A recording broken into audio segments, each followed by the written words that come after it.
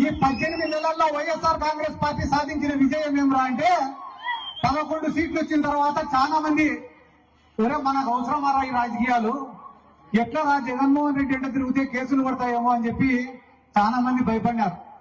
కానీ 18 నెలల తర్వాత ఈ రోజు గ్రామాలలో పరిస్థితి ఎట్టుందిరా అంటే మనం కూడా 2-3 నెలలు జైలుకు వేసే తప్ప జగన్మోహన్ రెడ్డి దృష్టిలో మనం పడేటట్టు. కాబట్టి దేనికైనా సిద్ధం కానీ జగన్మోహన్ రెడ్డిని మళ్ళా ఒకసారి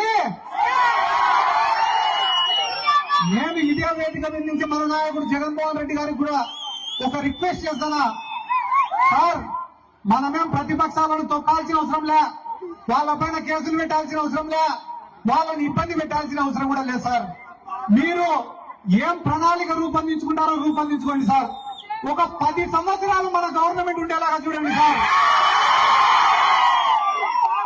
మీరు చేసే మంచి పనులు చేసుకుంటా 10 సంవత్సరాల అధికారంలో ఉండండి సార్. మీరు అనుకుంటా అంటే ఈ ప్రతిపక్షాలన్నీ కూడా ఫామ్ హౌస్ లకు పరిమితం అవుతాయని చెప్పి ఈ సందర్భంగా నేను తెలియజేసుకుంటూ